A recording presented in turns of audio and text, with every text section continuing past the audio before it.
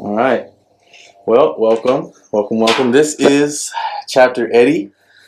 Chapter Eddie? Chapter Eddie. I call them chapters because whatchamacallit? The channel's called Book of the World. Yep. And so I figure you say everybody writes their own book, right? But I think everybody is in the same book. We're stuck in the same book. Everybody writes their own chapter in that book. Interesting. No, I like that. And so this is your chapter. Okay. Which I'm not going to write down because I hate writing. So I'll record it. Chapter Eddie. Okay. Chapter Eddie it is. But this is my tío on my dad's side. One of the smarter ones. I mean, they're all smart, but I would argue perhaps the smartest one, but that's for you to judge, not me. yeah, I'm not gonna say, I'm just kidding. I'm just kidding. Yeah. It's okay. No, he's been one of I wouldn't say a mentor. I guess kind of a mentor. I'll go to him and ask him things, but one of those people that I can go to and ask questions. Everybody needs that adult that they go to. I mean, everybody has their parents or whatever, but other adults, sometimes your parents are not going to answer your questions Yep. the way you want. Yep. And that's not a bad thing. No, I mean, it's just that's not a bad thing. Maybe it's just what they were told, like right. That's right. I like to get outside perspective, and he helped me do that. So I'm glad you guys get to meet him. Like I said, I do this to share my people or the people that I meet with other people. So great. I'm glad to share you. Well, thank you. I appreciate this. This is going to be fun. Yeah. So I'm going to dox him real quick. We're in San Jose. just that. But he was born and raised in San Jose, right? Well, to be more accurate, I was born in Redwood City, which is about 45 minutes from here. And I don't know the story, but the oral history that I understand is that the insurance my parents had at the time, the closest available hospital was in Redwood City. Oh, wow. Yeah. Okay. So. But you were living in this area? Yeah. No, I grew up in East San Jose. Okay. The same house that I grew up in until the day I got married is the house that they had when I was born, and yeah. So when my mom went into labor, they jumped in the car and drove 45 minutes up the highway to Redwood City, and so when I was taken home. Yeah, San Jose is my home. So I'm a native from San Jose. Okay. Yeah, I was just born in a different hospital because of the circumstances, whatever those were. Right. Healthcare, we need and universal. I get it, but yeah, no doubt about that. I was gonna say, were you quick birth? According to my parents, yes, I was number 5 of 6. No, how long was? So you were 5 of 6. Like, how long were you in labor? Yeah, I was. At least again, this is all family stories and legends, right? Who knows? Your parents, our parents, they say things to say things. Yeah. And so growing up, my understanding was that it was a quick birth. I don't want to say easy because as males, we have no clue whatsoever what that means. But according to my mom, she said, yeah, number 5 was much easier than the first 4. So whatever that means, yes. Okay, yeah. I mean, I don't know. I that's one thing I always think about. We'll never understand that level of probably pain or whatever. That's right. Whatever they go through. And I'm glad. I'm kind of glad. I feel bad. Same here. I'm kind of glad. I've had a heart attack. I've had open heart surgery, and I can't explain to Sandra, my wife, I can't explain to her how painful it was because I have no clue what kind of pain she went through. But everything that we hear and read is pretty bad. So I tip my hat to every mom in the world. Amen. That's for sure. That is for sure. All right. So born and raised. Well, yeah. Born in Redwood, raised here. That's right. Raised in San Jose. So then, did you go to obviously elementary and everything around here? Right. Now, is it still here, the elementary school you went to? No, it isn't. So I grew up in East San Jose, and East San Jose still is, but it's really Latino neighborhood now. Okay. When I grew up, it was a pretty diverse working class neighborhood. So like the neighbors, I remember we had, across the street was the Ornelas family. That's Latino, Mexican American. On both sides, one lady and her husband were Polish. The other was Norwegian. Across the street, there was a guy from Sweden. It was pretty. Some Portuguese, Italian people in the street. It was a classic working class neighborhood of the late 60s and early 70s. And today, East San Jose is the Latino side of town. So I'm an East Side boy. I'm very proud of that. I'm an East Sider. I'm a blue-collar, working-class kid, and very proud of that. So the house is still there, and the neighborhood's still there. The elementary school I went to was literally down the block. It was like on the block, at the end of the block. And it's no longer there, but the property now is a Job Corps center. It's been a Job Corps center for 30 years maybe. The elementary school, I'm 59, and the elementary school closed. The elementary school closed when I was, after I left the 5th grade. And so that had to be, that had to be 1974 or 5. Yeah, that's way back then. Yeah. But the property, that's way back then. Yeah, the property's still there. That's almost 50 years ago. Yeah. Wow. So the property's still there. And then the middle school I went to was walk straight down the block on Viewmont Avenue is where I grew up. Elementary school, and then you get across to the other side of the campus because that was the back side of the school, and go straight up the road another 4 or 5 blocks, and that was the middle school I went to, and that middle school is still there. Oh, okay. Yeah. Well, that's been there a while. Yeah, as a matter of fact, I was, I think the first class, the 8th grade class, graduated in 1976, and I was class of 78. All right. Yeah, so it was brand spanking new. Yeah. It was kind of cool being from the East Side and going to a brand spanking new school. It was like, yeah. I was gonna say, we're pretty middle class and stuff. It felt pretty good. And in the high school I went to is still there. And I'm number 5 of 6, and all my brothers and sisters went there. Okay. And it was. Were you guys close together? That's interesting. So my parents same parents, had 2 families. So my oldest brothers and sisters, there are 4 of them, were 4 in a row. Boom, boom, boom, boom. Oh. Right? And then there's 10 years between number 4 and me. Whoa. And then another 5 years between me and my little sister. So it's interesting listening to the older ones. They claim that we grew up much easier than they did, that it was different. And my answer has always been, cool. Cool. We got the good deal out of it, right? Yeah, so we all went to James Lick High School. It's in East San Jose. Okay. It's been there forever. Famously known as the alma mater of Jim Plunkett, who played for the Raiders. Oh, okay. I don't know how it is, but yeah. Oh, Jim Plunkett. I'm sure he's... If you're from San Jose, you know who Jim Plunkett is. Probably. He played for Stanford, won the Heisman Trophy. Oh, okay. East Side boy. Got drafted by the Patriots and won Rookie of the Year. All right. And ended up playing for the Raiders, and he won 2 Super Bowls. Damn. Jim Plunkett. Latino guy. You wouldn't think with the last name like that. Nope. I think his mom was Mexican American and his dad was white. Oh, okay. But he's stud. Yeah. James Lick High, man. What position? He was a quarterback. Oh, shoot. Yeah, he was a quarterback. Wow. Yeah.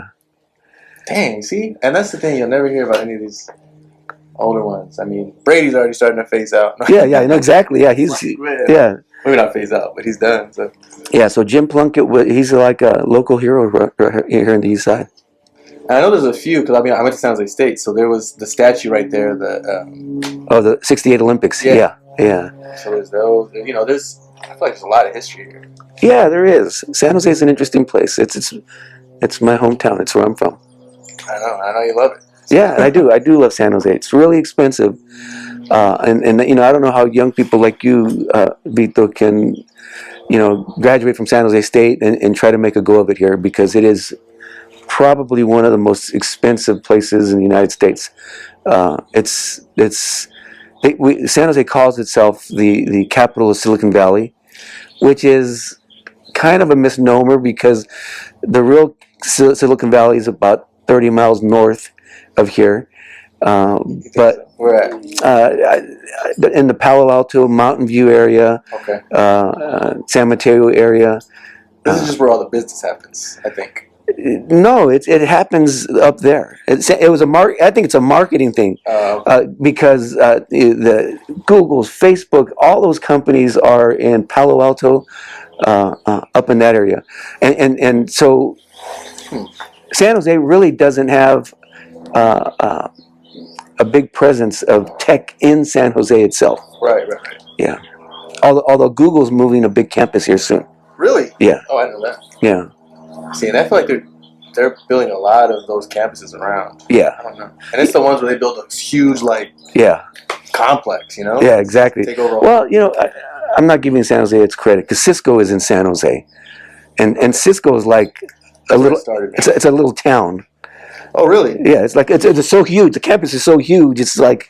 I haven't been around there. I'm guessing downtown. No, it's North San Jose. Oh, okay. On the way toward Silicon Valley. Yeah. So then they were like, let's just go up north a little bit. Yeah. But it's in San Jose city limits. It's Cisco's really, it's amazing. It's a big campus, and there's housing all around it. So it's kind of like a company town actually. Yeah. It's pretty cool. That's interesting. Which brings me to a note about how expensive it is here. Right. Yeah. Because of the Cisco's and the Googles. And the amazing salaries, I would say outrageous salaries they pay, it really pushes out the neighborhoods that I grew up in. So Yeah. you can take a drive from, say, the neighborhood I grew up in East San Jose.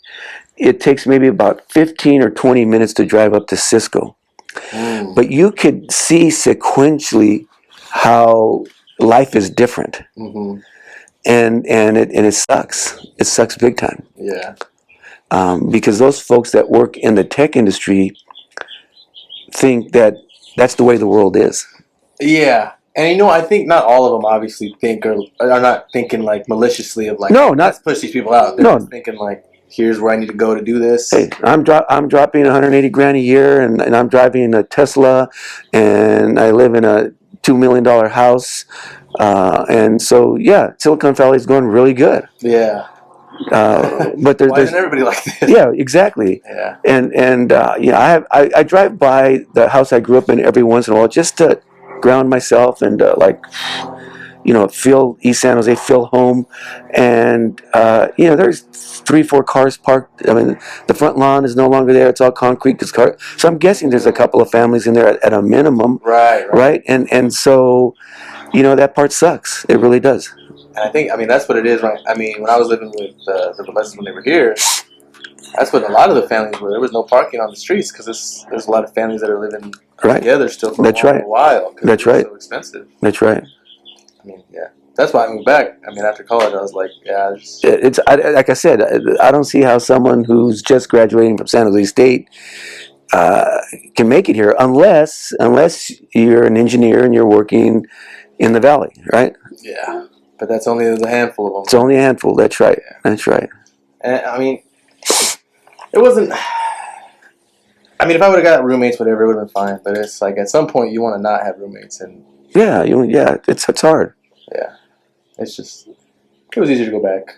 Yep. And maybe it's not good to take the easy road, but it's like I'd rather not slave for a penny. Right. I'd rather work for myself than slave for a penny. Yeah. No. Yeah. You and I were talking about it before we started here.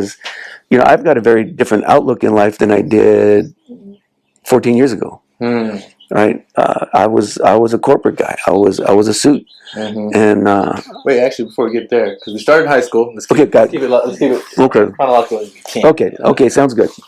Because I know I'm going to get into a lot of little caveats as we get going. But so after high school, right? Where'd you go to college?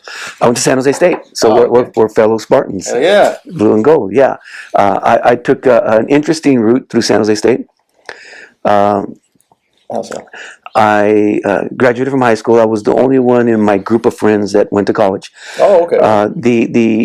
My parents were really big on college. Neither one of them graduated. Well, went to college. Well, I think my dad went for like a semester. My mom did not, and my dad, I don't even think either one of them graduated from high school. And the reason he went to college is because he went on the GI Bill. He was a World War II veteran. Oh wow, okay, Right. yeah. But You were paying for it pretty much. yeah. But then he met my mom. They got married, and that's there goes the story. Yeah. So for them, it was really important that we did. And so of my 5 siblings, 5 or 6 of us have college degrees, Oh wow, okay. and 4 of 6 have graduate degrees. And I'm the only one of the 5 that does not have a graduate degree. Oh okay. So that was really important to us. So I graduated from high school, go straight to San Jose State, only group of my friends. You got to remember, there's a 2-family thing, right? There's the 2-family thing. So my older brothers and sisters were like aunts and uncles. I mean, it's my point is, none of my friends went to college, and I never really left the East Side growing up. Okay. I never left the East Side, and Never moved out anywhere at all besides well, you went to college, right? You went here, so. Yeah. Well, we went on vacation, but vacation was driving to Phoenix to go see my grandmother. Oh wow, okay. Yeah. So it's not like I was a worldly person, right? Yeah. And my dad was a big reader, so I was a big reader. So I went to a lot of places in my mind, but physically not a lot of places, right? Yeah. So I get to San Jose State, and demographically in 1981, which is 42 years ago, right? San Jose State wasn't the same as it is today. Oh, really? Right. So there weren't that many Latino and Latina kids, and there weren't that many kids from East Side. Right. So I was intimidated. For the first time in my life, I was intimidated because in high school, I was, I played sports, and I was a self-perceived big man on campus, and cream of the crop. Yeah, in my mind, right. Yeah, in my mind, right. Oh, of course. And I get to San Jose State, and like, oh shit, wait a minute. I'm just, wait a minute. All the cream is here. Oh shit. Yeah. We got some problems, and so, I just threw in the towel. I started going out and partying with my friends and chasing girls and women, and I flunked out. Within 3 semesters, I flunked out. Oh man! Right. So here I am now, 19 maybe, totally lost. Yeah. Totally lost. Didn't know what to do. Didn't know what I was going to do. What did you first go in for, like major-wise? I declared as a business major. Okay. And that's a story itself, because my father was insistent that I be a businessman, because businessmen do what? Make money. Make money, right? Yeah. Well, I can't do math to save my life. Neither can they.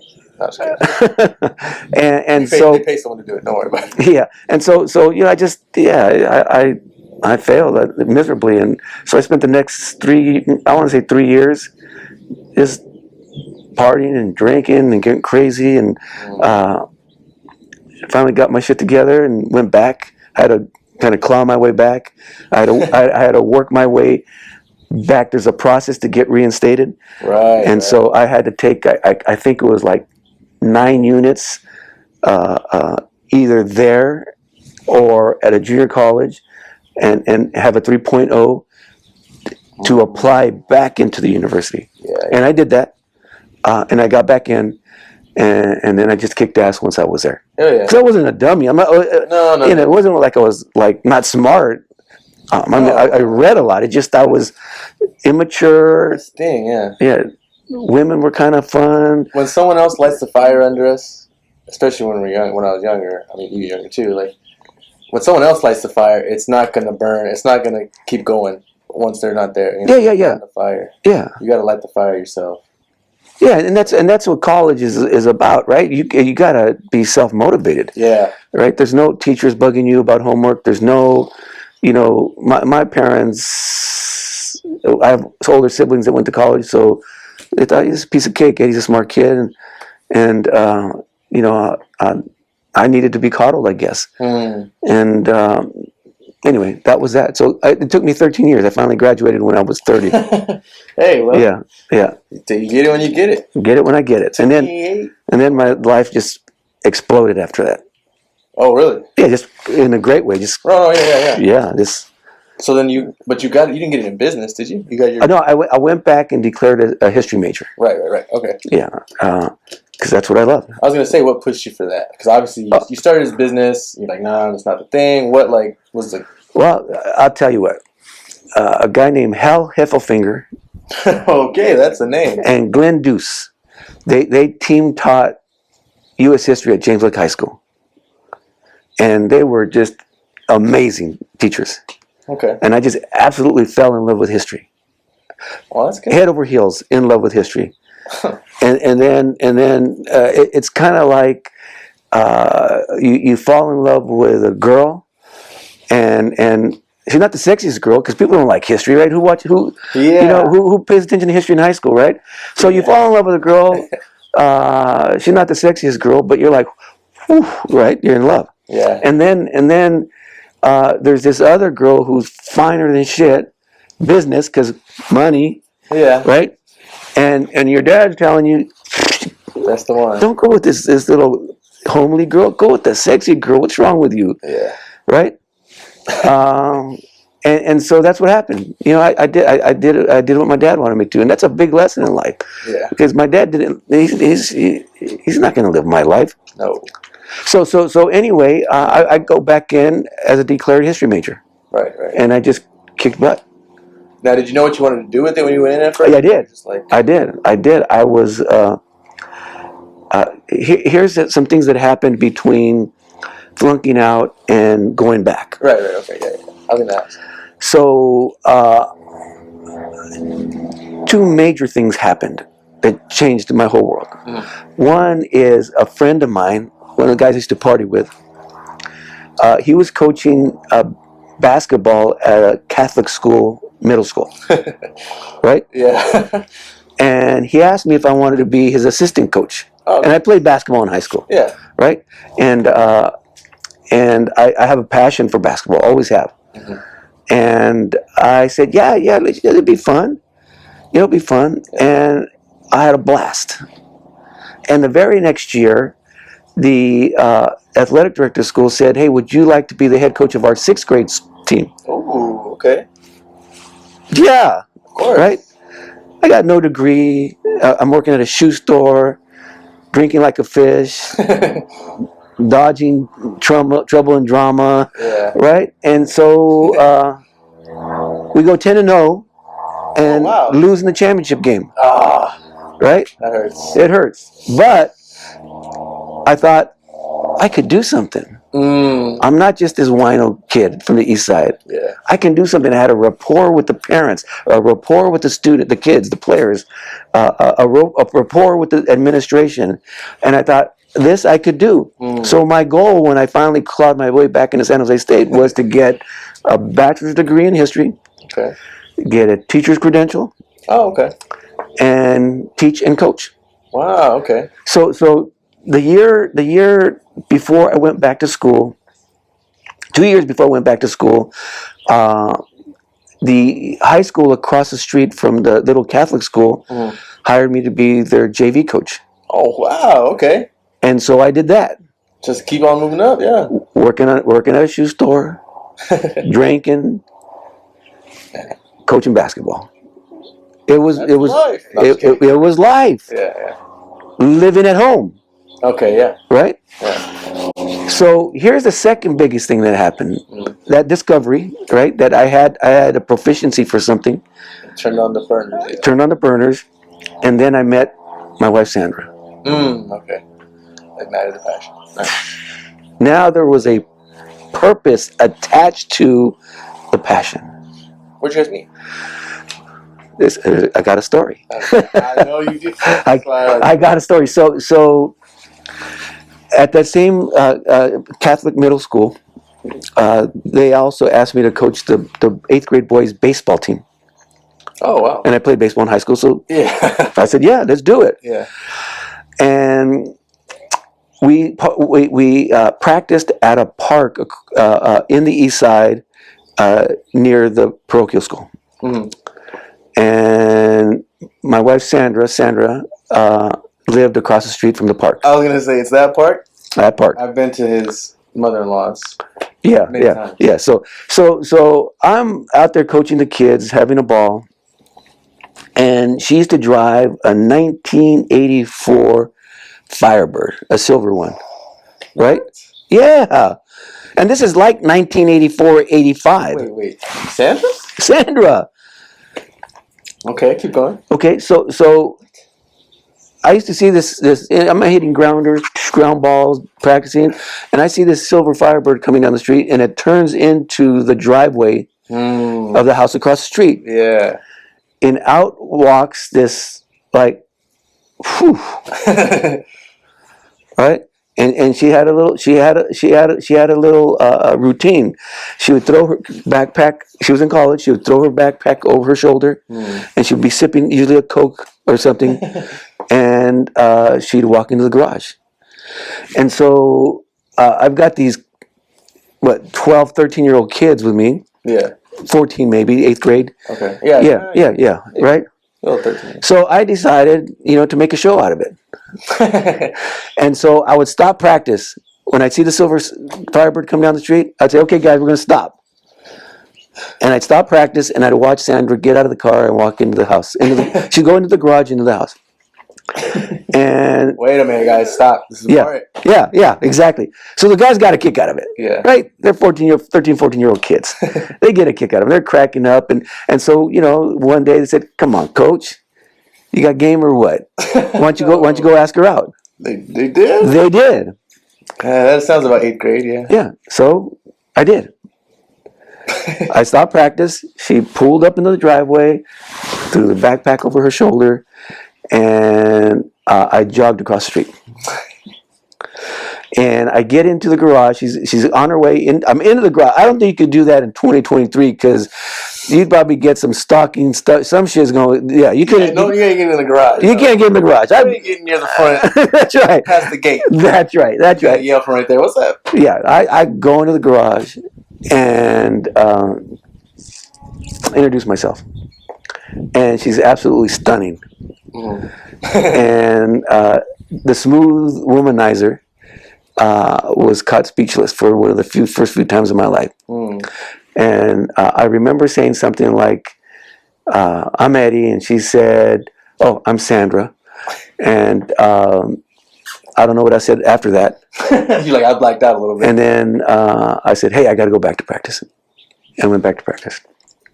So, a few more weeks of that, I never went back across the street. The kids were bugging me all the day. Did you go out with her, coach? Did you go out with her? Did you sleep with her? That kind of stuff, 8th graders. Yeah. And I told them with as much chivalry as possible that a good man doesn't kiss and tell.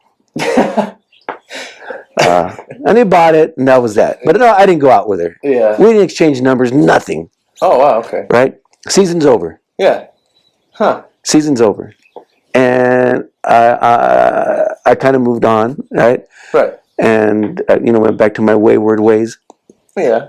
And then I would say about a month and a half later, because it was late June 23rd, I think, to be exact, one of my good friends' sisters got married. Oh. And he invited me to their wedding. Right. And I was a party boy. Yeah. Right? Let's go. I'm in, baby. Yeah, I'm in. And so I went with a couple other buddies.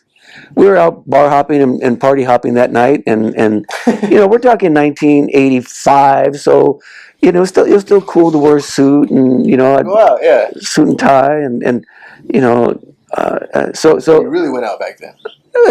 Not everybody, but I had visions of what my future is supposed to look like, right? and so I put on a suit and tie, and we went out to a couple clubs, another party, and I said, hey, there's a wedding, my friend. Yeah, let's go to the wedding. So we get there, and it's already late into the evening. It's right, and I walk in like the last one you went to, so yeah, it's a little later. Yeah, it's a little later. So there's a dance going on. For those of know that Latino weddings, it's a big deal, right? Yeah. And so we go in, and I walk in like I own the place because I'm full of myself and I'm full of some, I'm feeling good. Yeah. And there must have been a few hundred people in there. and my eyes instantly went, and sitting there was Sandra, Firebird, Firebird Girl. how you doing? And she was wearing a blue pencil skirt, I'll never forget, navy, with a white blouse. And,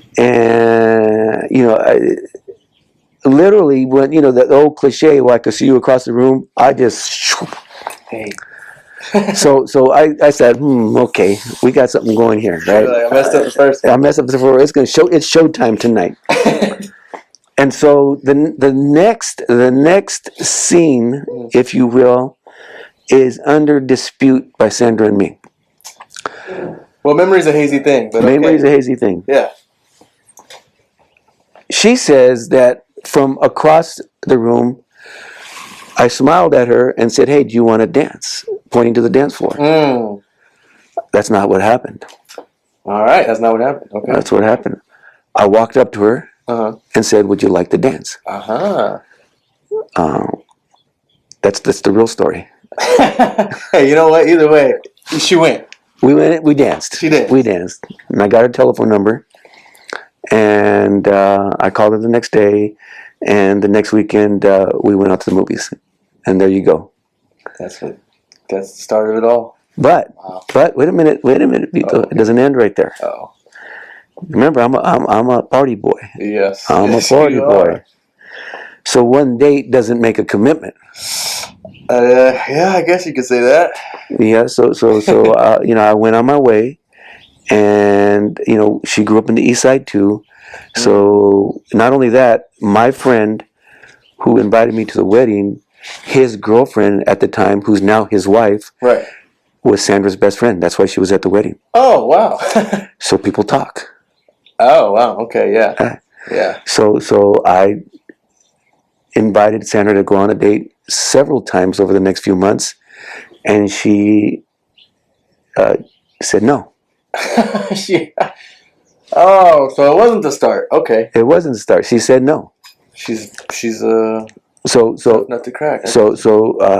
I took my debauchery lifestyle into overdrive, rather than saying I'm gonna throw that away, throw the dice, and put it all here. Yeah. And we talked maybe once every 2 weeks, maybe once a month. Long talks. We got to know each other really well, and I was definitely falling in love with her. And I was not willing to give up what I was doing, though. Yeah. And in the interim, I ended up starting to see somebody very steadily. Right? I see. Yeah. But Sandra was always right here. Always right here. And there's something special about Sandra.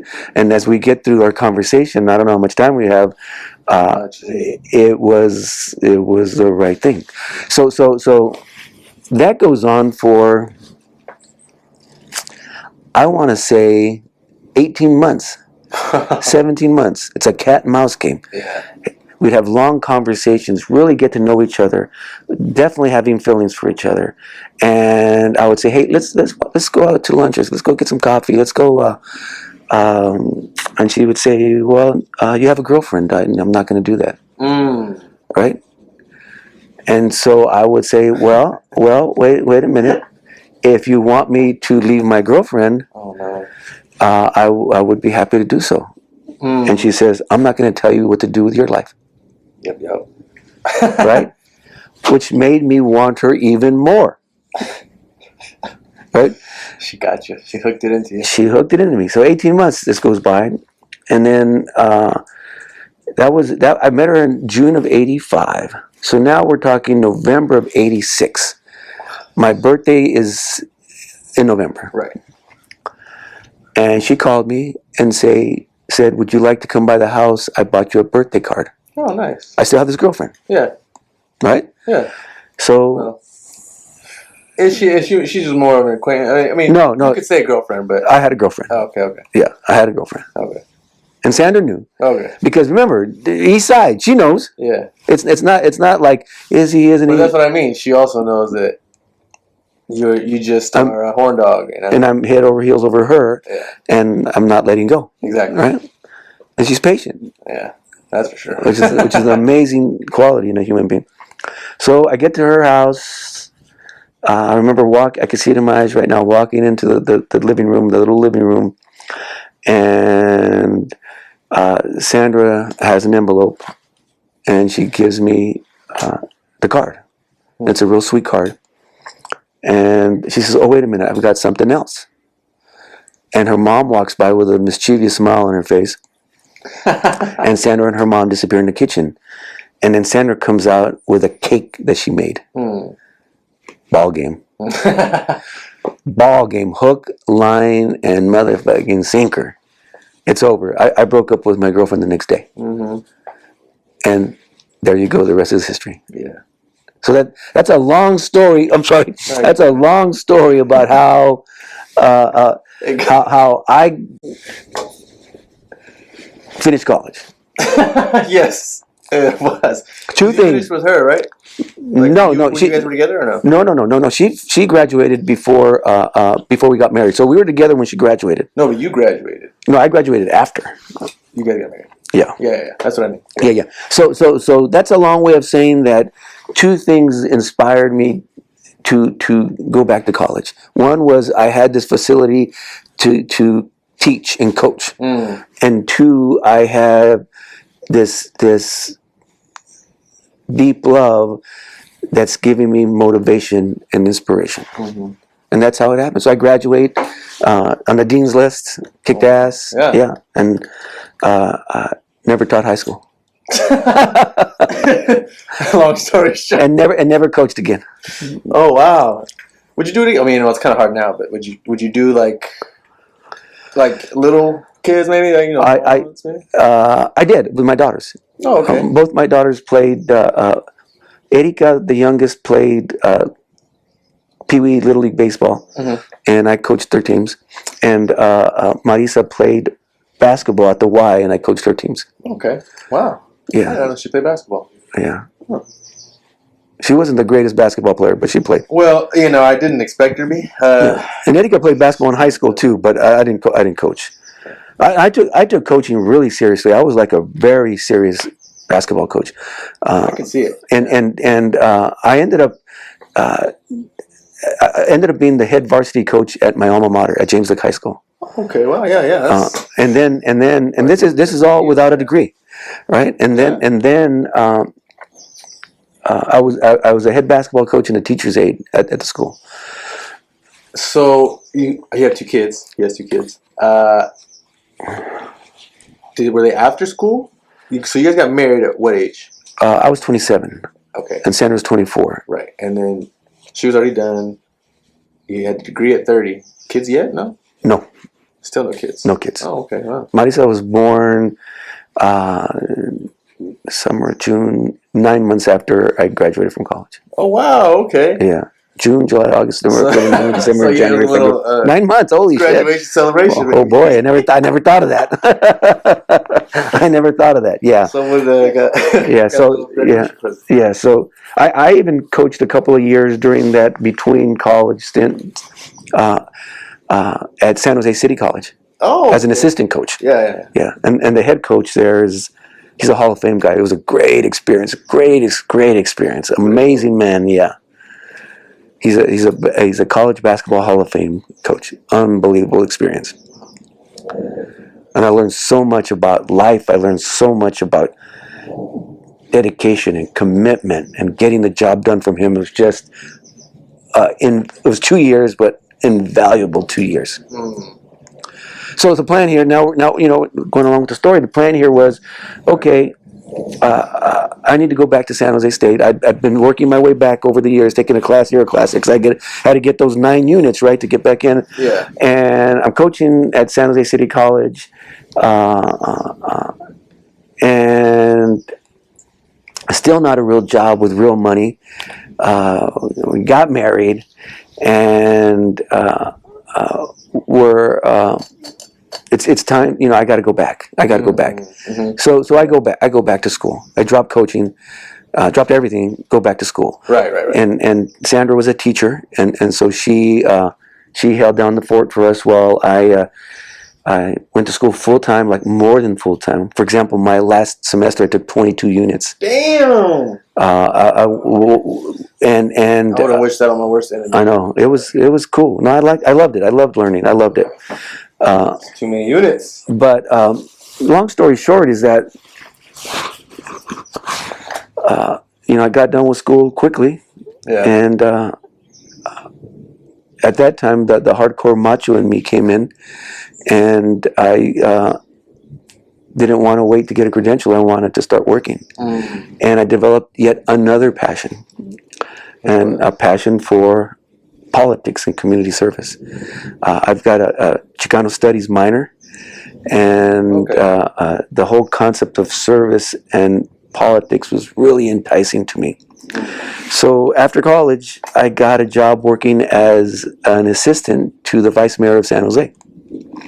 Oh wow. Yeah, it was a cool job, very cool job. Yeah, that seems like straight out of college. Oh, I guess you. I'm an old man. I'm 30 years old. Yeah. Sorry, my bad. Yeah. I'm like, man. No, but a lot of people do it straight out of college, right? Yes. There were other assistants at City Hall that were in their early 20s. Oh wow. Okay. Yeah. So it's a good entry level job. Nice. And so I did that for about 3 years, maybe 4 years. As my boss, who is the grand dame of Latino politics in Silicon Valley. Oh okay. Yeah, she's legendary. So again, I worked for this legendary coach. Now I'm working for this legendary politician, all local but legendary. Yeah. And man, my on-the-job experience was amazing. Right. Was amazing. And so she asked me to run her campaign for the Board of Supervisors when she was done with her tenure on the San Jose City Council. Wow. I hadn't run it. I'd never volunteered in a campaign. Yeah. But she thought I had the talent to do it, and she made sure that I was surrounded with a lot of mentors, and she won the election. So I've always wondered, in terms of running a campaign, what does that entail? First and foremost, raising money. It's all about money. Right? Yeah. It's all about money. And the reason it's all about money, and it makes sense that, we can get in a conversation if you want about, the badness of money in politics. But, running a campaign is like running an advertising campaign for a product. And the product is the candidate. Yeah. Right? So if you can't pay for the advertising, you're not going to win. You're sunk. Yeah, so money's really important. So that's step one, is raising money. Step two is organizing people. You need volunteers. You need community groups. You need business people. You need people in labor. You need all these people. You need to generate interest in all these people to help you win the campaign, right? And what do you say your biggest way was to generate interest? Well, for her, she was almost iconic in local politics at the time. Right. Okay. So she had been cultivating that for 20 years. So she had it. I see. She had it built in, but she still had to work it. It's not like you got to stop working it. Right. Yeah. It's like members of Congress now. They got to run every 2 years, and they come home, almost every week. And the reason is they got to continue cultivating those relationships at home, because it's not the people in Washington that are voting for them; it's the people at home. Yeah, they just do all the business. Right. Yeah, that's right. So with someone like her, since she wasn't in Washington, everything was here. She spent a vast majority of her time, when not doing the business of the city and the county, is in the community cultivating those relationships. Right. So she had 20 plus years of that when I started working for her, and so it was built in, but she just had to keep working it. Yeah. So money, organizing, and then the third thing is you got to have a platform or a message to resonate with the people who are going to vote for you. Right. You do those three things, you got a running chance to win a campaign. What if I do it backwards? You can't do it backwards. What if I'm doing it backwards right now? Well, let me tell you why you can't do it backwards, right? It's that old story about, if a tree falls in the forest, does it make a sound, right? And so you're doing your online presence and your video presence, right? And if you could attract a lot of people, then it's worth doing backwards. Well, I guess no. What I meant, I don't know. I guess the thing is, what if I just like, because you said it's money, organization, message. Right. So I guess for me, I'm gonna just make sure my message is as clear as possible, as as Right. and Yeah. And my point here, Vito, is if no one hears the tree falling, yeah. then it's not going to work. And I guess like And- right and- now and- the tree is falling for like 10 people, and I get that. That's right. That's right. So you do need the money, Yeah. so more people could hear the tree falling. Right. I agree. Right. I just And that's obviously it's shouldn't, it's you know an what I mean? Yeah. it's an investment in yourself. So and I don't think you or anybody ought to wait until you decide you want to run for office before you start doing these things. Because, for example, my former boss's case, prior to her running for office, she was a community leader. She worked in her neighborhood. She worked at the church, not work like work, but Helped out. yeah, helped out at the church, helped out in the neighborhood. She was a social worker. That's what she did for a living. So she's talking to people all the time. And so, there was 20 plus years of that Yeah. before she decided to run. So by the time she hired me, she had like 40 years of that organizing going on, Relationship. Yeah. right? Organizing going on. And so when you have that many relationships and that long of organizing in the community, it's easier to raise money. True. That is true. But when you're so when you're ready to kick off the Yeah. campaign, Yeah. the money comes first. I guess. Well, it's not gonna be for a while. I'm a little.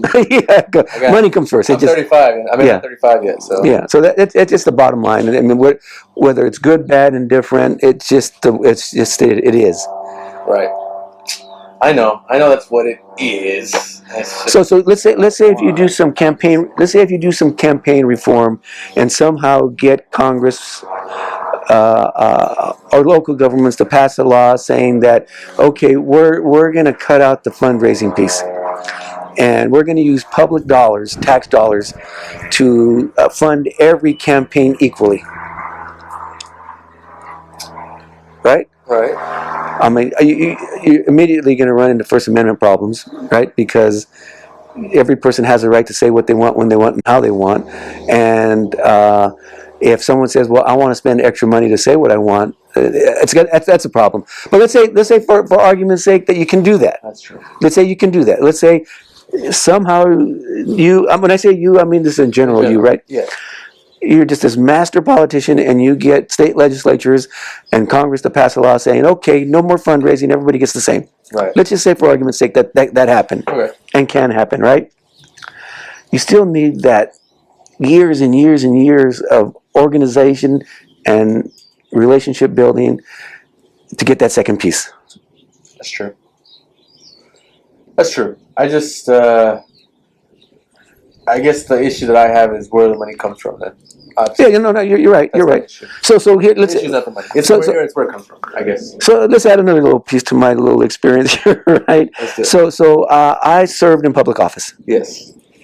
I was on a school board for 4 years. Right. Yeah. So I raised a lot of money. I did a lot of You organizing. have to run every year? No, every 4 years. Oh, okay. Yeah. But I lost 4 elections. I tried really hard to do it. Okay. Yeah. Oh, wow. Yeah. And because that sequence I told you, money, organization, message, right? Uh-huh. Because of my relationships in the political world, because I'd been, organizing informally for a lot of years, Right. working for a politician and working in the community myself, I was able to raise money, Mm-hmm. right? And I had a nice little organization to help me get where I need, and I thought I had good messages, but at the end of the day, I fell short in the first 2 pieces. Mm. I raised a lot of money, but not more than my opponents. Right. And I had a nice little organization, but not as big as my opponents. I was gonna say, yeah. Were they backed by anybody else, or Oh yeah, absolutely. Everybody's backed by somebody. who are you backed by? I would say about 80% of my donations came from friends and family. Oh wow. Okay. right? That's good.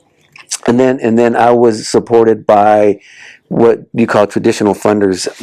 Can we move this because the sun's getting mad? Yeah, of course. Because you're gonna edit this anyway, right? Well, I'll just speed this part up.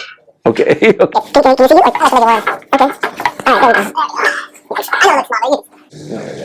Yes, I got most of my money from friends and family, and then a lot of what they call institutional money, Okay. but more friends and family, and to raise enough money to run a significant campaign, it's got to be flipped.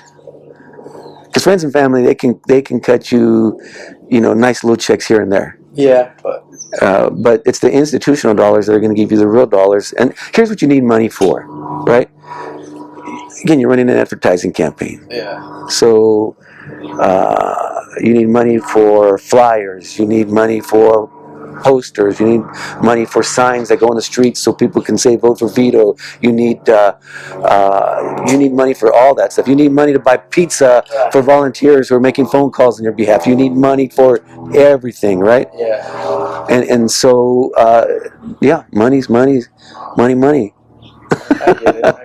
Yeah. Like I said, the only issue that I really have, not sometimes, most of the time, probably all the time, is not where it comes from. Yeah. I agree with you. From. Yeah. Well, I'll give you an example something I struggled with. And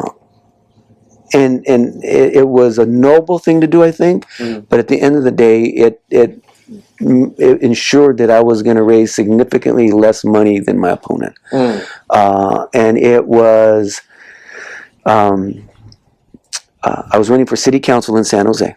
Right. And the biggest institutional donor at that time, I don't know now because I don't keep up with it, but were developers.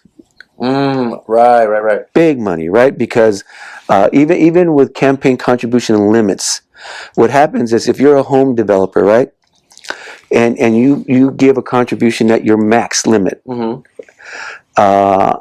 and conceivably that means everybody in the race would get the same max from that donor. So it sounds like even playing field, right? Right. But when you build a house, you have windows, and you have roof tiles, and you have concrete, and you have grass, and you have all of those subcontractors would also contribute to campaigns at the limit. I see. So you understand that? And it would be the main construction would give and then tell their subcontractors like, hey, this is the one that's for us. Yeah, that's right. So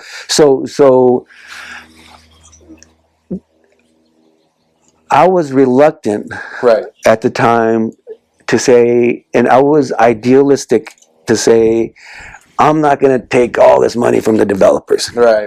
And I kept that commitment. But the developers hedge their bets because you just never know. Especially in a local campaign, you're knocking on their doors, you might be able to swing it, right? Yeah. And so all the developers gave to me at the max, but I didn't get the shower door money. I didn't get the electrical money. I didn't get, and so you've got 10 subcontractors, right?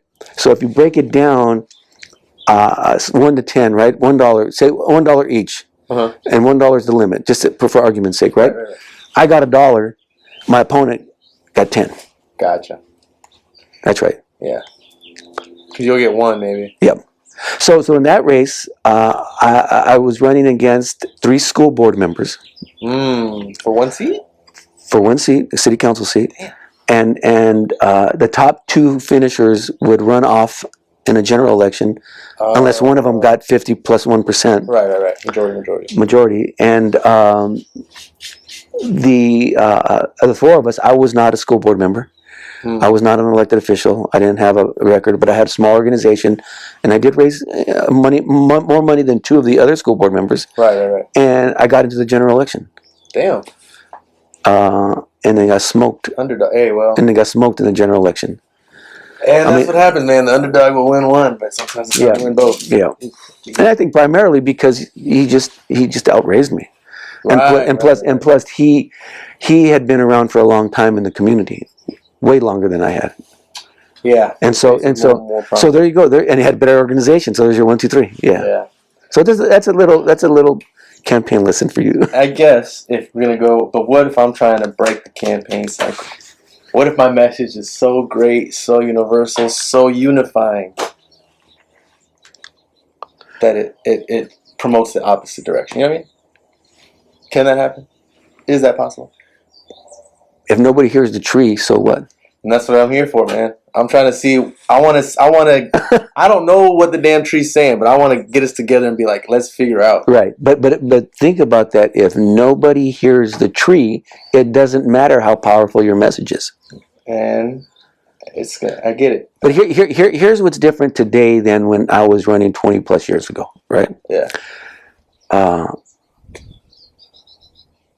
There are so many outlets like this outlet, like your podcast here, right? You've got all the different social media apps, right? So you can capture a lot of eyes differently now, Yes. right? And so in that case, to your point, if the message is just flat out rock solid and you entice people, then I think conceivably and theoretically the answer is yes. That's all I gotta hear. Yeah, that your answer is yes. That's all I gotta And I'll give you an example, a little ray of hope. Yeah. So another thing I did in my life is I created a leadership program for emerging Latino and Latina leaders, civic leaders, right? And it's a great program, and I did it in collaboration with Stanford. Oh, and wow. As a matter of fact, the results are really strong. 2 of the people that had gone to the program were elected to San Jose City Council. Nice. About 8 were elected to school boards, and they're still serving. And 1 just became Superior Court judge appointed by the governor. Oh, wow. It's a great little program. Yeah. Yeah. So one of the school board members, When did this program start? 2010. Wow. Okay. Yeah. That's pretty. Yeah. That's not 2010. old at all. Yeah. It's only a little over a decade. Yeah. They're on their 13th cohort now.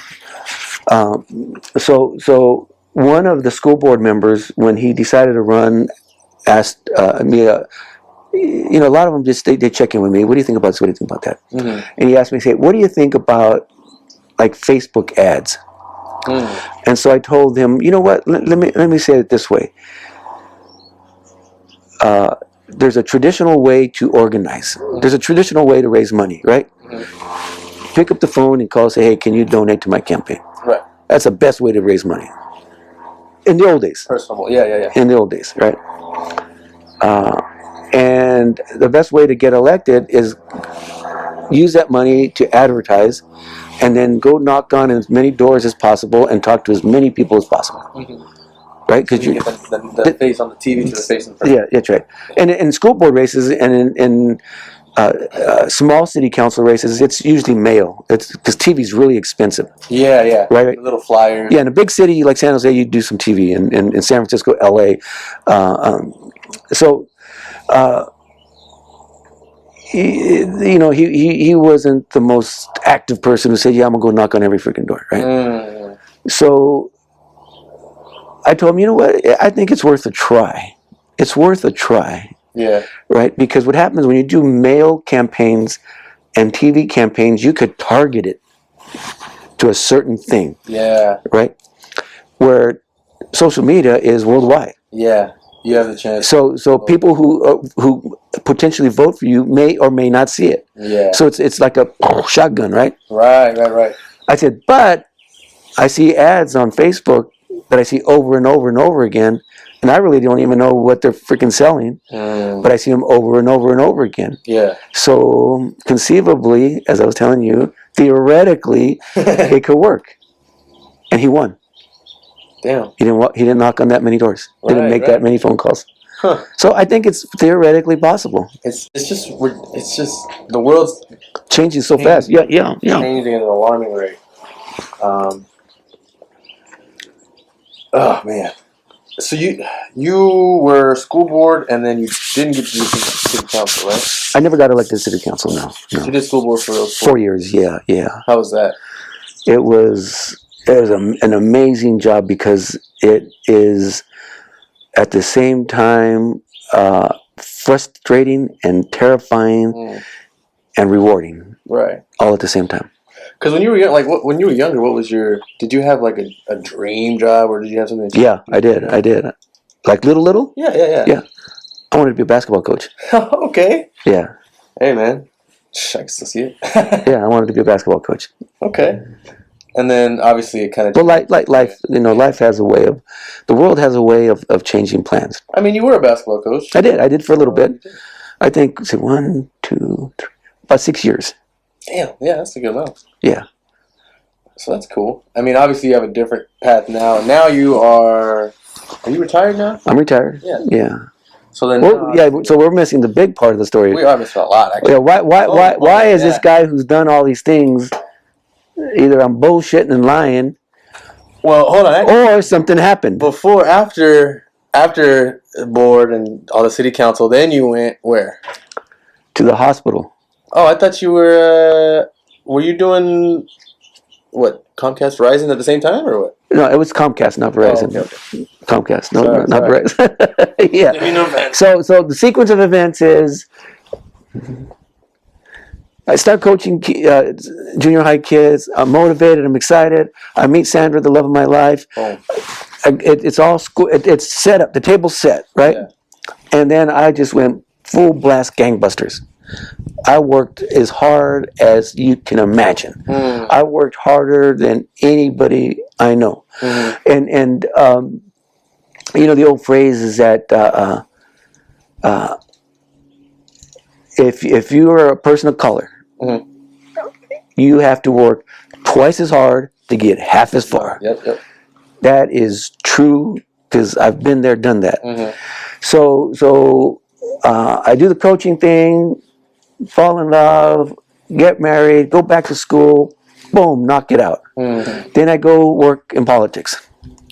Oh, okay. Right? I started working in politics for the vice mayor. Right. Ran her campaign, board of supervisors, and then I was really intrigued by people that would come by to see her, also known as lobbyists. Right. Right? People who are trying to get their hands in the money pot of local government. Mhm. And I was fascinated by these people.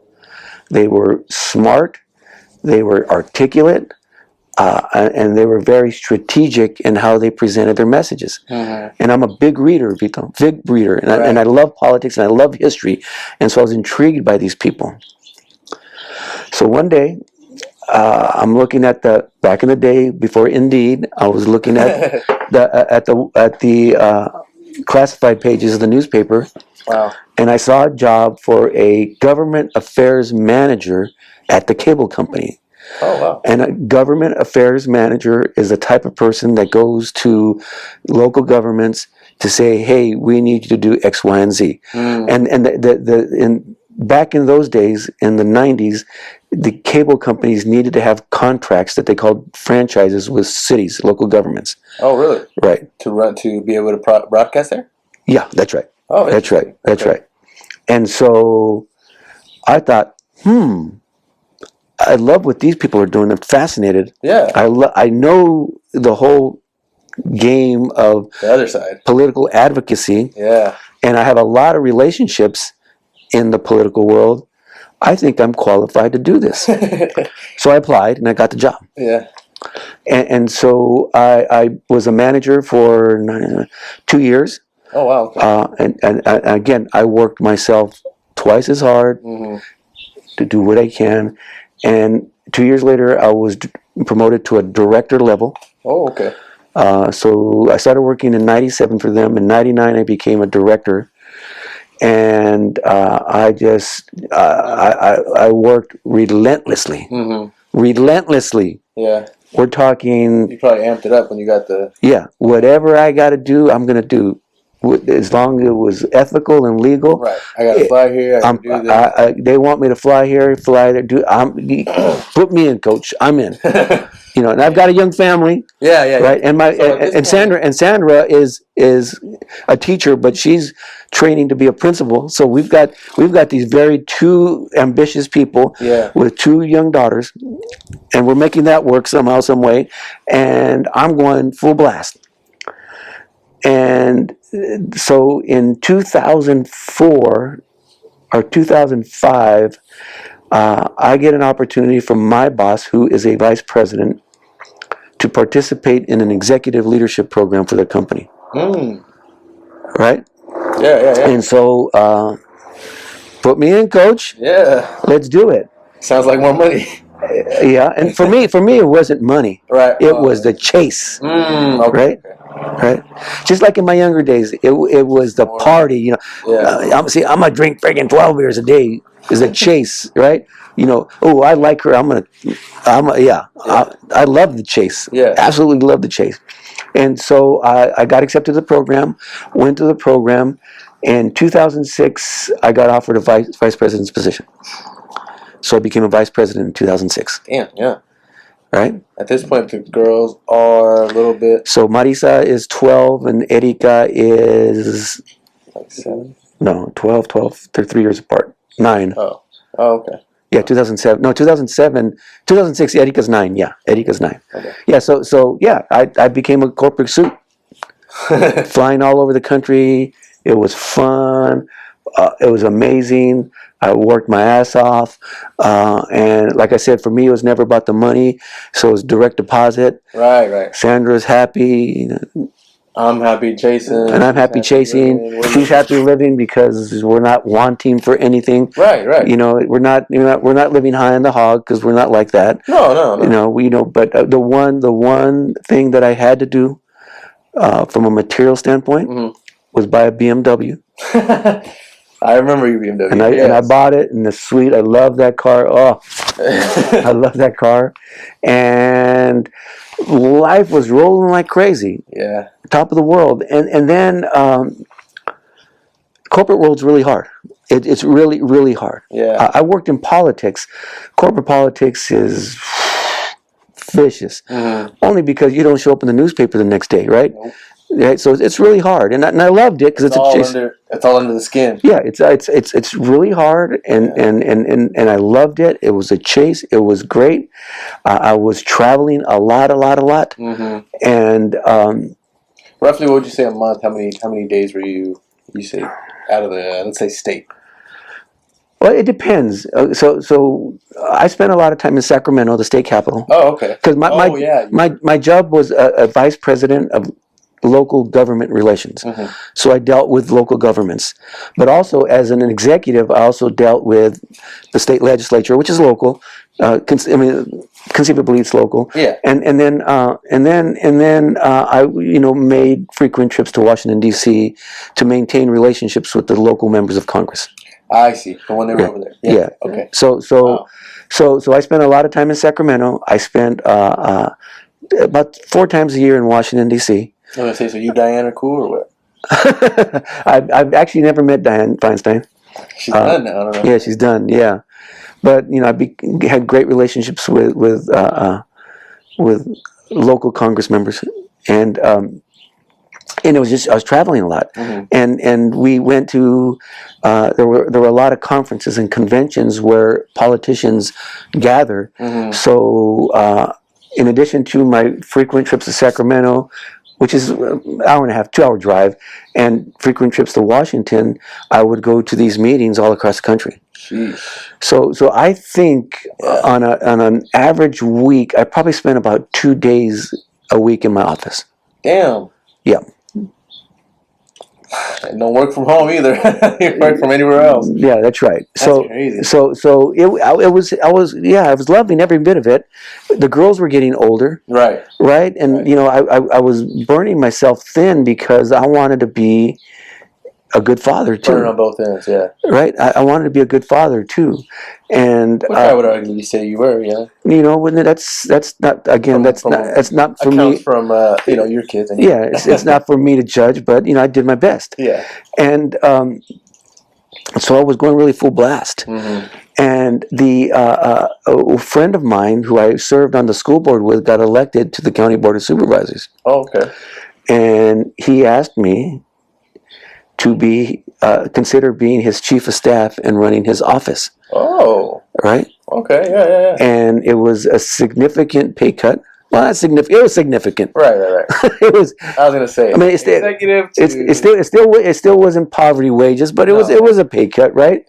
Yeah. But in my way of thinking, I thought two things could be accomplished because I had political ambitions of my own. Remember, I'm on the school board, right? Yeah. And so I decided to do it. I thought I could stand. I will be home every night. Okay. Every night. Yeah. Most likely not for dinner, but every At night. least I'll be home. Yeah. Yeah, and we always had dinner together. Flying, Yeah, we always had dinner together. Whether we went out, Cassandra's a principal at the time, right? So we went out, and met somewhere for dinner, Yeah. or we'd come here to dinner at home, real quick, and then I'm back out again, right? Mm-hmm. Doing my political thing, and so on June 6, 2010, it is. I wear a freaking suit to work. Awesome. I'm a chief of staff to a politician. I'm managing an office. Yeah. Awesome. I'm making enough money so that we're still living the lifestyle we had. Plus, Sandra's a principal, so we're doing fine. Yeah. Marisa is 16, doing well in school. Erika's in the 7th grade, the summer of the 7th grade. It's June. Going to be in the 8th grade, and she's doing good in school. Yeah. There's a picture that perfectly describes that moment, and it was a week before June 6th, and the picture is Sandra's parents' 50th wedding anniversary, and they had a really nice mass, and then a very nice reception at a top floor Silicon Valley Country Club, not Country Club, Silicon Valley Club, I think it's called. Mm-hmm. Yeah. It's upstairs, right? Upstairs, beautiful. You can see the windows with the view is fantastic. So there's a picture. There's a picture of the four of us. I'm wearing a black suit, a black tuxedo, a black tie, and the girls are dressed elegantly, and Sandra, and we're family picture. And the back of the picture is the city of San Jose. It's a beautiful picture, and I'm got my chest out.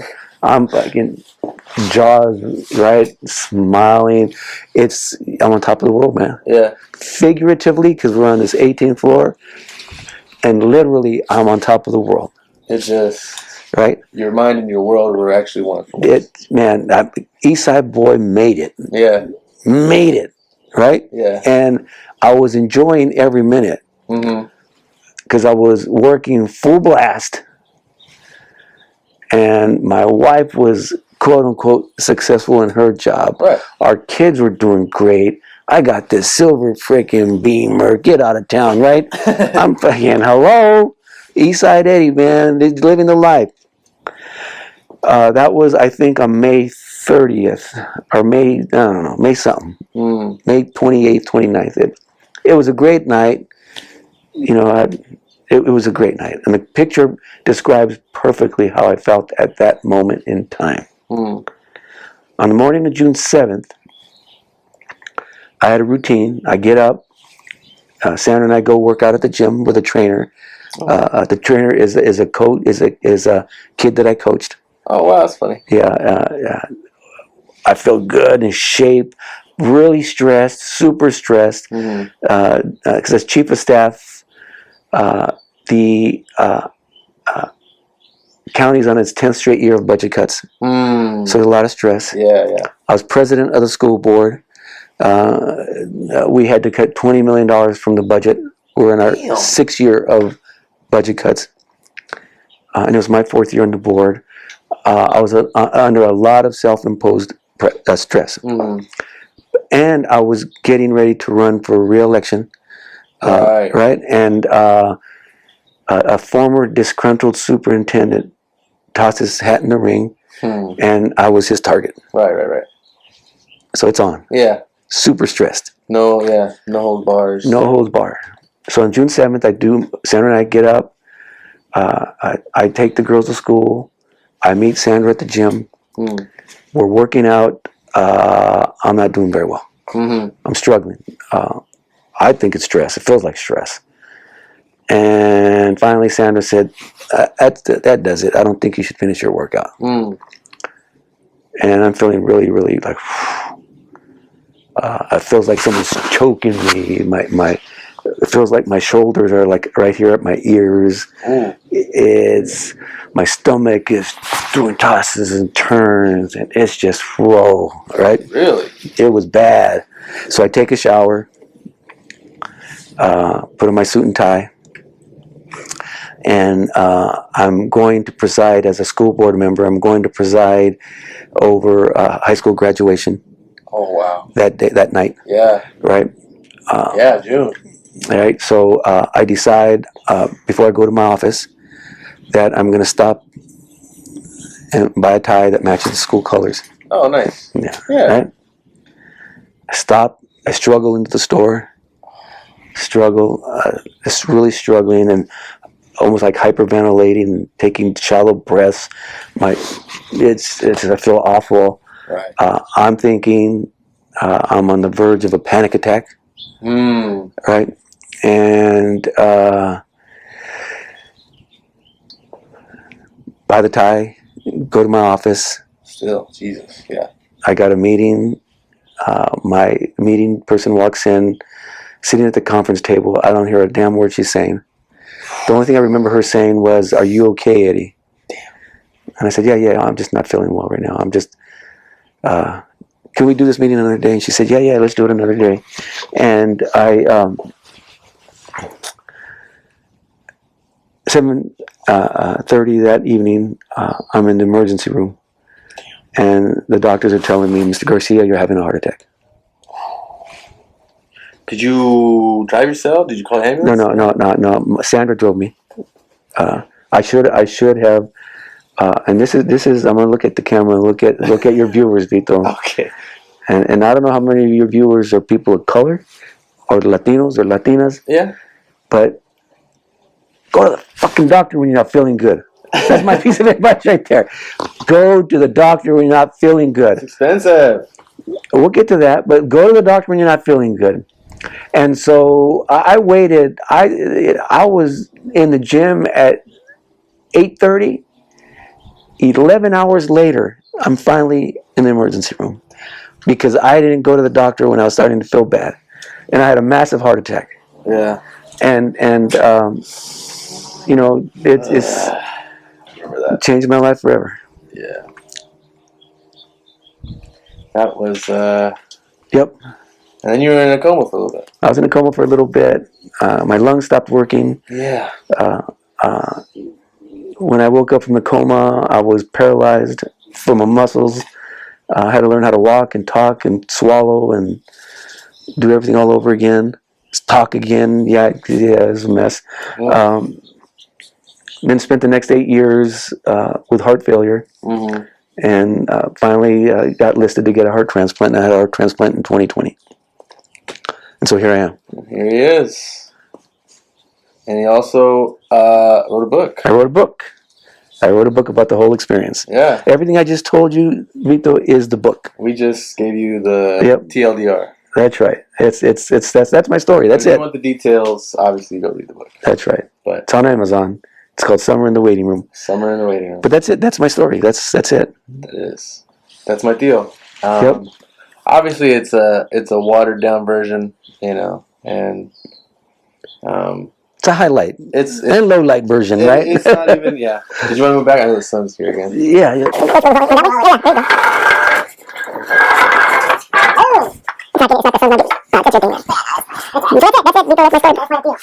Obviously, a lot of my, well, I guess my viewers too, but a lot of the people that I've talked to so far have been obviously around my age, Right. You know? So, Yep. and you know, the goal is to get more perspectives, especially of those people who were around when we weren't, you know, because it's a different time, different perspective, but it doesn't, you know, you still learn from everything. So. Yeah. You know, one thing I won't do with I'm going to turn a little bit here too. One thing I won't do is I won't preach or lecture because, you know, everybody's got to do their thing. Yeah. Everybody's got a story, right? Everybody's got to do your thing. And I think what older folks, veteranos like me, can do is just kind of give you some guidelines and some guardrails, right? And if you want to jump over the guardrails, well, that's cool too. I mean, no, that's cool too. You know, it's, you know, the old saying you always hear from parents. Well, I'm like this because I don't want you to go through what I went through, right? I'm not like that. You know, go through what you got to go through. Yeah. But there are some guardrails, and guardrails are really cool. And you know, I've learned a lot. I mean, the experiences I've talked to are just amazing. But the Hall of Fame basketball coach, the iconic politician, the you know, almost dying. I had the last rites read to me, not read to me, but said to me twice in the hospital that summer. Right, and I've had my chest cracked open twice, because one part that we missed is that I got a transplant, but before the transplant, my heart was so weak they didn't think I was going to make it to wait long enough, so they put a physical titanium pump into my heart, an electronic pump. So you're $1 million man, eh? Yeah, I had it like more like Couple hundred grand. who's the Which one? one of the Marvel characters, Iron Man. Oh, Iron Man. Yeah, Iron Man had his thing right here. I had a titanium. There's the heart. I had a titanium pump installed in that part of the heart. Ooh. And a electrical wire went from the pump this way through my gut inside and out a hole here and connected to a computer. And I was like that for 17 months. Damn. So I've been around the block, is what I'm telling you. Yeah, I've been around the block a few times. So yeah, you know, if you want to talk about guardrails for young women in your age, I'm willing to happy to talk guardrails. I'm not going to lecture you because you got to do your thing. No. I mean, I just like to get thoughts, I guess, perspective. So like we were talking about earlier, obviously, if it's not apparent, he's a little bit more on the liberal side of politics. My uncle. Can I correct you? I would think I would be What are you? center left, Center left, yeah. but like a fraction to the left. But I get the liberal causes big time. I get them. It just, I've been through so much. I know the reality of human nature and the reality of. And this is something we can talk about too. That's right. Oh man. Yeah. So anyway, but yeah, I think my thinking is progressive. Mm-hmm. Yeah. But my practical mind is a sliver center left. Right. I think because you're still operating in how do I say it? You're still operating in that same space of politics, I guess. Like you have these hopes and like where you wish things would go. Right, exactly, yeah. But then you have your logical, where you know things are now is like, well, I'm gonna see where I can operate in this space. And so let me throw something at you. Yeah. I read a book that I can't remember the name of it, but the author's name is Erich Fromm, and the book was written in 1941. And Erich Fromm is, he called himself a historical psychologist. Really? So he looked at history from a psychological standpoint. Mm-hmm. And, the name of the book is Escape from Freedom. Escape from freedom. Think about the title, it's pretty deep. Escape from Freedom. Because everybody's trying to escape to freedom. Right. But the title is Escape from Freedom. The reason I bring it up is that he has this theory. That it takes about 500 years to change a human mindset. Well, I'm going to see if I can... Stick with me. It takes 500 years to change a human mindset. And what he does is, with intricate research, he demonstrates it. Mm-hmm. Right? And what he uses is the medieval days when kings and queens had absolute power, to even getting people thinking of, I'm an individual, took about 500 years. Okay. Right? Yeah. So without as backdrop, Right.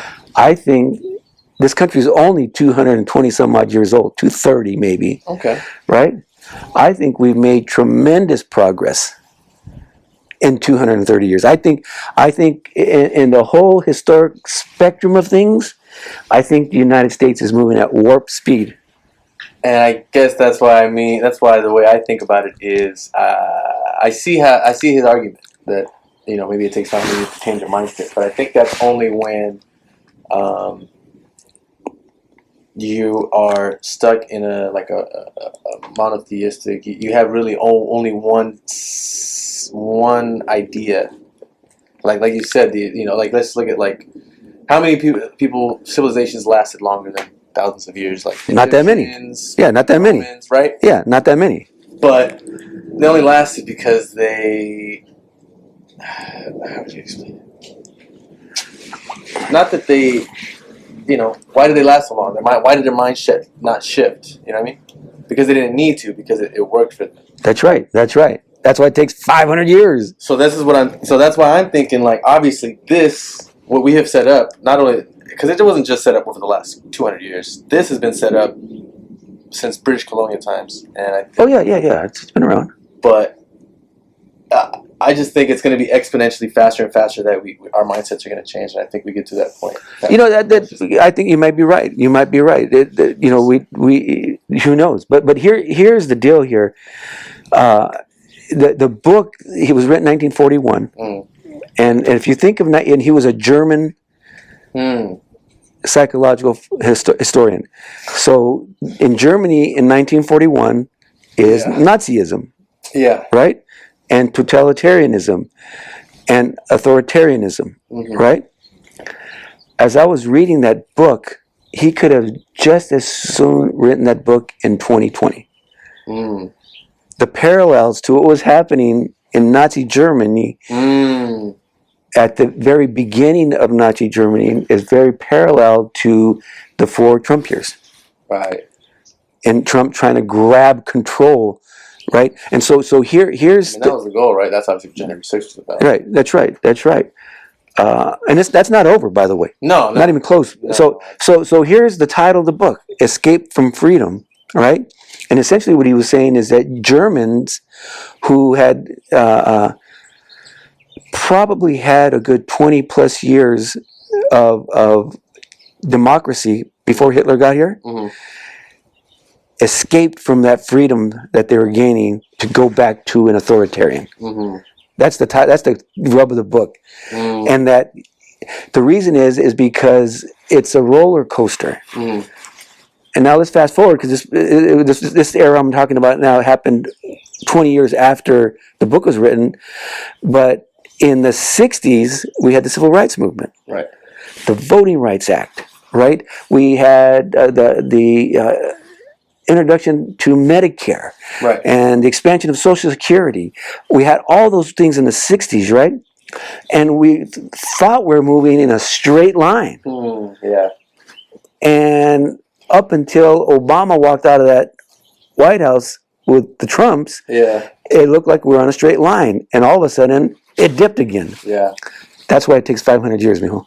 That's why it takes 500 years. And the final theory of the book, the final conclusion is that he doesn't believe that humans can totally be free.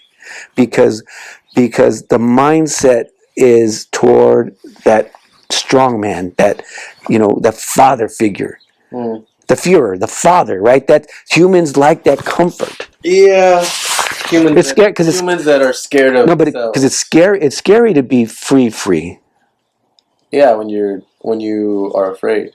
Yeah, it's scary. Absolutely. Yeah, but if all you know is fear, then everyth's scary. That's what I mean. Yeah? Well, that's the point. But that's and humans have been doing this for a long time, and so that's a big circle to what you were saying is in the back of my mind, in my hopes and dreams for humanity. Right. Absolutely. We're on the same page. Yeah. I'm very progressive. Yeah. But I'm a realist, and knowing, and I'm a pretty well read realist. Right. Right. And I know that, and I'm really. I read this book a couple of years ago, and I'm really stuck on that 500-year thing, and it not stuck like I don't have an open mind. I'm just saying I'm just saying the evidence is there so far, and so we're still struggling with the black and white question in the United States, and so here's the way I look at it: 1619, right? You know what 1619 is, which is that whole New York Times piece about that was the year the first African slave came to the United States, what's called the United States now. Right. So 2019 was 400 years. So there's still at least another 100 years before people's minds get straight on black versus white as far as inferiority complex, right? I guess so. Yeah, if you go with Eric Fromm's, Kind of cut off at least a little bit. yeah. So if you're going with Eric Fromm's theory, then there's at least another 80 years, 77 years before the American mind could wrap its mind around that yeah, we are equal. Equality. That we are equal, Yeah. right? Black and white and Latino and Asian American. We're actually, we got a long way, and that's just for the blacks, the black folks, right? Because Yeah. Latinos, right? Targeted. Latinos, you know, the border crossed my family in 1848. Mm. So shit, we got fucking another 300 years ago. Yep. Because just think about that there. Just take it a little bit, right? If you look at media, black Americans are more represented than anybody else, other than white folks, Right. right?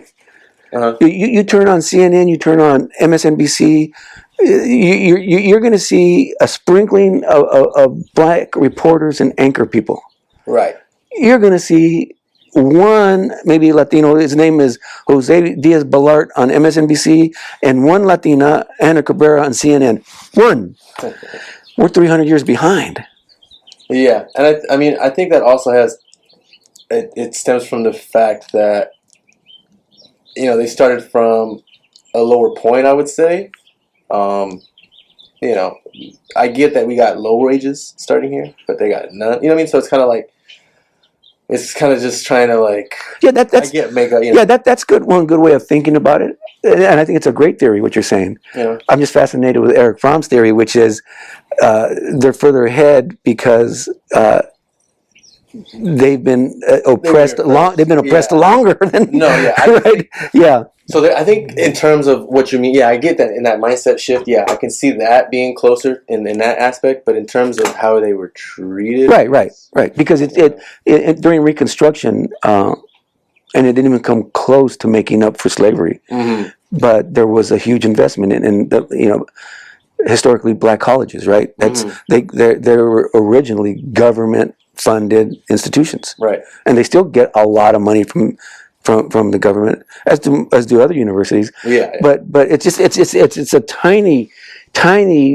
you know, we're sorry. Oh yeah. It doesn't even come close. But you know, they did have that head start, and we not only are, let's say 1848, 1619, 240 years behind. I mean, Latinos are 240 years behind. We because we didn't go to that dastardly institution of slavery. Yeah. No one owes us anything. Well, yeah. Right? I mean, so you got those two things going Because on. in a sense, like, I mean, not that nobody owes the black community anything. It's not that they don't owe. I mean, I guess they do because they did. They literally brought them over here. Yeah. We not that we chose to come, but we did choose. But we chose because of, you know, situations where we saw better, we wanted better, and that's what we were offered, and that's, you know. Right. So let me throw a little wrench on that. Right. So you're right. For an immigrant Latino, that's absolutely right. Yeah. But you heard me say a few minutes ago that the border crossed my family When they in 1848 because, and the reason I say that, I'm just not talking out my ass here, is Erika, one of my daughters, and my oldest sister have been doing Ancestry.com stuff. Oh wow. And so my father's side of the family has been in New Mexico for, as far as their research is going on right now, they've documented, my sister and my daughter documented that we go back at least 280 years in New Mexico. So 280 years ago, New Mexico was part of Mexico. Yeah. They're Mexicans, Indians. They're Yeah, that's right. It was part of Mexico, and so in 1848, America, when the United States took over, the border crossed us. Right. Yeah. So, and then I heard that a lot of those families that they would kick them out and stuff too and stuff. oh yeah, absolutely. Or like, yeah, I don't know, just I mean, they were like, "Oh, you're not. This is not yours anymore because it's ours," or something. What happened here in California? I don't know New Mexico history, but what happened here in California is when the Americans post 1848 came in, they married into these landed Mexican families. Okay. So they would be theirs when. That's right. Yeah. That's right. That's right. That's right. That was one. That's one strategy. And another strategy they used is, at that time, Mexican law was kind of, to say, like my mom would say, wishy-washy on specifics, right? So you could look at old documents. I learned this in my history department because I looked at microfilm of old documents, right? Right. They would say, okay, your ranch is from that creek to that little ridge, right? In the United States, when they came in, Americans are very precise, Yeah. right? And so they would take Mexican landowners to court once it became the United States and said, hey, this isn't your land. Because they say, I'm going to build a ranch house. I'm going to bring some cows. And the Mexican guy says, hey, that's mine. Yeah. Where does it say that? Where's the dock? Yeah. Yeah. Wow. Yeah. So those two instances, which is marrying into the landed families and using the law, Squatters' rights. squatters' rights, using the law. So we meaning again Latinos, Mexican Americans, were relegated to second-class citizens overnight. Right. Right. Just not even, and you didn't have to move or anything. Nope. And I think that's the issue is, not saying obviously all white people, but Europeans back then, they've caused, because they thought they were racist or whatever, right? Yep. They just caused so much harm and stuff to all other ethnicities, minorities, and then they took everything and they said, here's some scraps, and then they let them fight over it, so then that's what we're That is right. That's right. And it's a whole thing. And we could talk about human nature because I love talking about human nature. Yeah. Because I think we disagree a little bit on that, what's human nature, maybe. What do you think? So you say you obviously you think logically, politically you were. I try to. Yeah, well, in politics you were trying to think in reality, right? Yeah. But you do have this hope. Yeah, absolutely.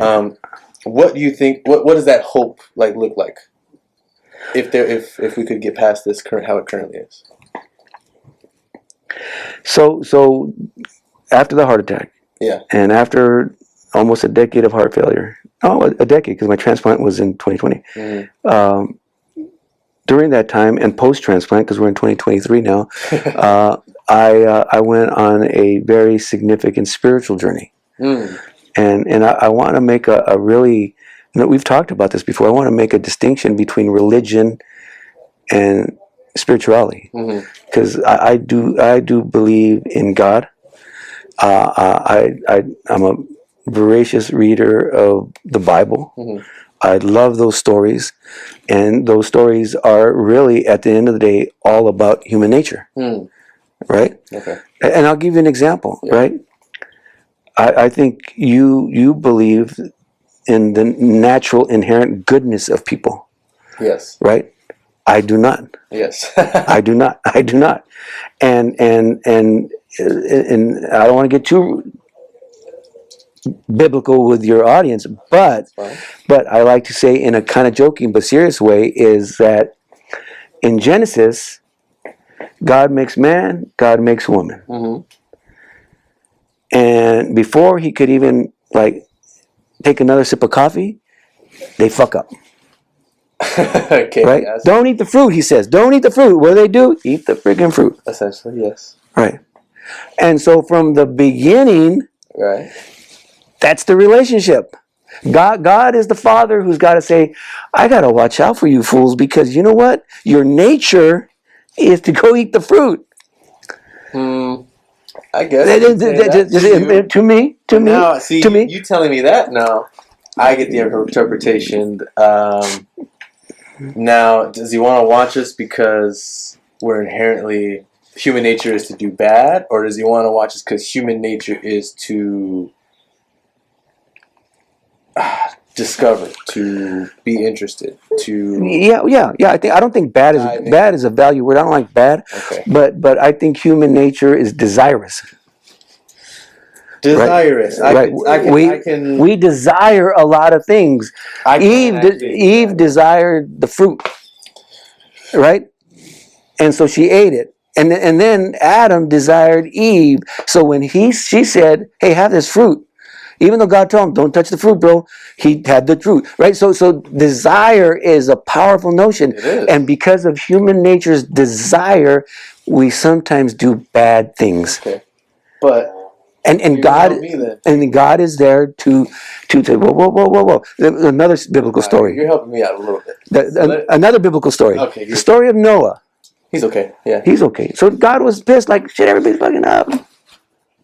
Right? Yeah. So he said, but Noah's a good guy. He's one of the good ones. He's alright. Yeah. He's a good guy. So round up some animals so they can procreate. You can throw him around. Yeah. So, round up some people, put them in the boat, because I'm going to make a mess of this place. Yeah. Get all the deadwood out. I probably would have been in the flood. Sorry. It's okay, right? Right. A lot of people are in the flood, so Noah does it, right? Noah does it, That's true. and he comes back out, and what happens? They can go right back. So it goes into the Tower of Babel, right? Mm-hmm. These people in Babel are building this beautiful city, and they build this beautiful tower. But you know what they're You know what they're saying? Hey, let's just keep that between us, man. Let's not share any of this. And they all spoke the same language, so it was cool, right? Just keep it with us. Don't tell God about it. We got this. So God says, nah, I'm going to spread you guys all over the place and give you different languages so you can't talk because you're colluding, right? Uh-huh. That's human nature. To me, that's human nature. Well, no, I agree with your assessment. And I've seen it in politics, and I've seen it in the corporate world. I understand, but I agree with your first assessment, which is human nature is desire. That's right. But you're just gonna help me because you help me connect. So then, I guess my new goal is to shift humans' desire. There you go. That's. I would argue that ain't gonna happen. I know you can argue that because I think it will. I think because God, a system that because God, when He put Adam and Eve in the test tubes, right, desire was in there. Right, but that's what I mean. Can't take it out. But they're desiring the wrong thing. That's why you, in my opinion, that's why you need God. See, but even I think they were desiring the wrong thing. Because guess what they were desiring? More God. They wanted to be like God. They wanted to desire more of God. I don't. Adam and Eve? I don't think so. No way. Why did the devil trick them? Like, what was their desire? To be less like God? No, to eat the freaking apple or eat the fruit. Like, whoa, yeah, that's knowledge. The fruit's good. The serpent said it was knowledge. That's right. Yeah, but what was their? So for me, it sounds like their desire was to attain a level, to attain this, right? Well, I don't know how long that was ago because we don't know how long ago this happened. But I'm gonna tell you one thing: if human nature is desire, if that's what it is, then my goal is to shift people's desire. Because my desire is that at the end of the day, everybody, from the lowly of the low that people want to say are the lowly, whatever. People that don't do anything, that don't work, whatever. Everybody deserves house, healthcare, food. Yep. And then from then on. So let me finish because I tell long stories, unfortunately. Yeah, it's okay. So you asked me what my hope is, right? Yeah. My favorite verse in the Bible is the subtitle of my book, which is, if you see it, right? Faith, hope, love. Yeah. Right? And that was written by St. Paul. And of the greatest. And what he said is that no matter how bad and how dark and how ugly the world gets, there's always faith, hope, and love, and the greatest of these is love. So let's forget faith and hope, the definitions of those, right? Well, we can go over it real quick. So the definition of faith is acceptance of what is. Right? Of what is. Yeah. Of what is. Of things unseen. Right? God's will. Yeah. Right? I had this bad heart attack. Okay? I could have fought it. I know plenty of people that fight that. And they fight it, and they're cranky in the hospital, and they're ugly, and then they get out, and then they don't stay with the diet, they don't exercise, they don't take their medicine, and then they die. Yeah. Right? So they didn't accept it. Yeah. Hope is another comes from St. Paul as well, and hope is a combination of three things: suffering, which I think is part of life, suffering, endurance, perseverance, endurance, and character. St. Paul says everybody's going to experience suffering, but if you persevere and endure through it, it builds your character, and then once that happens, you have hope. Right? And then love is the Greek word for love in a biblical sense is agape. And agape is charity, give to others, right? And so That's true love. that's true love, is give to others, right? So my hope after this world of suffering, that we endure through the suffering as a society, as a world, right? And we build character and say, okay, our hope is that we can all love. And if we all love, then we can get to where you want to get. I guess I'm just a multitasker. I don't know. To me, that's my hope for the world, is that we ultimately, the greatest of the three is love. That ultimately is so simple. It is so simple. For example, right? Yeah. I was leaving my house the other day, and it's not a major cross street, it's a neighborhood. Yeah. But it's a pretty wide street that's perpendicular to my block here. Yeah. Yeah. And people drive like it's a freeway. Yeah. Right? Kinda. And so you got to be like on top of shit, you know? So I was coming out, and I live my life way differently than what we just talked about, my corporate go full blast years. I just, hey, whatever happens, I accept it. I got faith. Yeah. Right? And so I just didn't, this car was coming like crazy, and I didn't catch it. And guess what this person does? It was a woman. Fuck you, and right? Fuck, if we can't drive down the street together, bro, I don't know how we're going to solve world hunger. Right? I don't know how we're going to get, I don't know how we're going to get health benefits for all when the lady was pissed off because I got in her way. Yeah. Right? So that I love the intent. I get it. And I got the same hope as you do. Yeah. I just got a little real way of looking at things. It's a big hurdle. You know, we have to get people to not do that on the road before we could stop Russia from bombing Ukraine.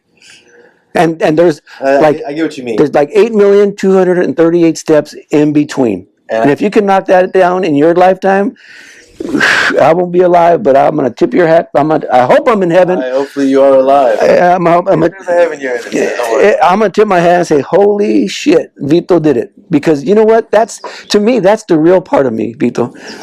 Right? That superimposing that woman who flipped me off because of her total anger and true love, where we're not fighting with each other, and we have health care, and we have homes to live in, and we have plenty of food. That is the awesomest, best. But we can't get there until we can get people stop from getting pissed off at driving down the street. I guess I think the other way, and that's why I'll do the opposite. Yep. I think I'm with you. I'm with you. No, I get you. I know it's not impossible, but it's more of a improbable feat to ask for. Because the way I think about it is the reason that these people are mad, the reason these people flip people off, have this just anger built up, is we don't allow people time for anything anymore. You have to go to work, then you got family obligations. You still haven't even made food for yourself at all. Like, the world is so busy so that you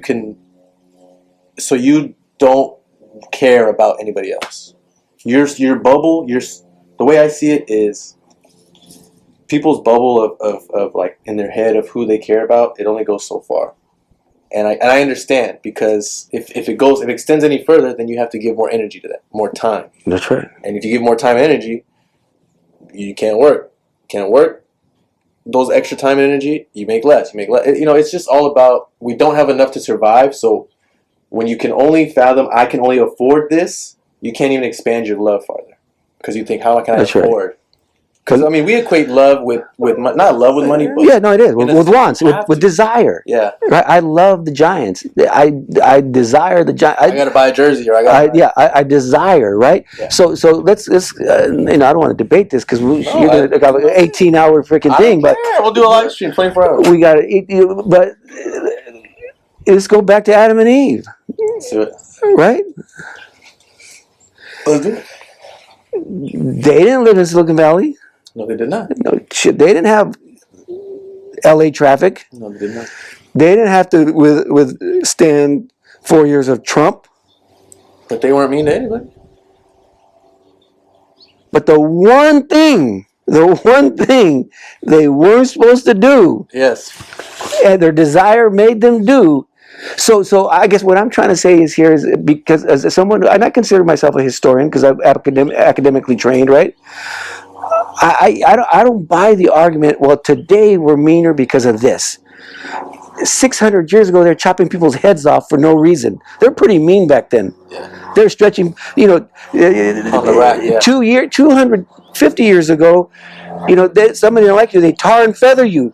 They pour tar on a human body and put feathers. Yeah. Yeah, we're not doing that now. We're not meaner or angrier now than we were then. Yeah. So and again, I love talking to you, Vito, because we can talk about this thing. Yeah. Because when I talk about stuff like this to people, their eyes glaze over and say, "Well, this motherfucking fool babbling about," right? Trust me, I get the same. And I think we're headed in the right direction. I think so too. Ever so slowly, glacially slowly, but we're heading toward a better place. And does that mean you give up on your dream? No. Of course not. And you want to expedite it, and I think that's very laudable. So expedite it. If I were advising you, is to give you the caveat is these motherfuckers want to eat that fruit, that's the hump to get over. I know. That is the hump to get over. Trust me. You don't think? Because that lady, years. That's all I thought about. because that lady who flipped me off, she was in a hurry for something. She wanted to get it. Yeah. And that's I don't know. I don't want to judge her, like, because what usually happens in those situations. You flip them back. Fuck you. Yeah. But I wasn't gonna flip her off because I don't know why she's in a hurry. Yeah. But I know this: she's in a hurry because she desires something at the end of that trip, It's true. right? So that's if you could solve that problem. Okay. Whew, man. That's to me that is the nut, right? And that's why we disagree on human nature. I agree, and that's the hard part. It's because it's like even two people who want to go in the right direction can agree on the players in the game. Yep. That's people are not even playing the same game at some point. I get it. I understand. There's a lot of steps. I know. Yeah. Don't get me wrong. I mean, there is the realist Yeah. in there. That's like, look, you probably will die and not get to where what you're dreaming. And that's okay. And that's Because the journey is the best part. Yeah. The journey is the best part. I think my thing, as long as I even help half a step, Yep. that's all. Yep. Help an inch, right? Yeah. Right. I do book events. I talk to people. I sign books. Because one of my biggest passions now, because I've told you a whole bunch of passions I've got, right? Another one that I've developed over the last few years is heart health. Right. And specifically health in the Latino community, because I'm passionate about the Latino community. Because at my core, I'm still that little Mexican American boy from East Side. Mm-hmm. Right, that's my thing, and so I go with the same thing, Pito. I don't need to be on the New York Times best-selling list. Mm-hmm. I don't need to go on Dr. Phil. I don't. It'd be fun just for the chase of it. It'd be fun. Yeah. But if one person could change one little thing about their eating habits or exercise habits, then that's cool, man. I made it. Even that little hope, like, I can. Yeah, I made a difference, right? And that's what I'm telling you, and I admire you for, because I think we both know it's virtually impossible unless God ordains it Himself that little drop of desire He put in that test tube with Adam and Eve is going to be hard to take out. And it's not even that I want to take it out. It's going to be hard to shift to a singular desire. That's right. That's right. But that's what, I mean, I guess that's what religion did at first. I mean, right? Not at first, but like its original goal Yeah. was religion was everybody desire this one thing, which is God or heaven or, you know. So I guess it's trying to make a new religion. Well, I'll throw a loop for you that you know. Obviously, I'm a man of faith. Yeah.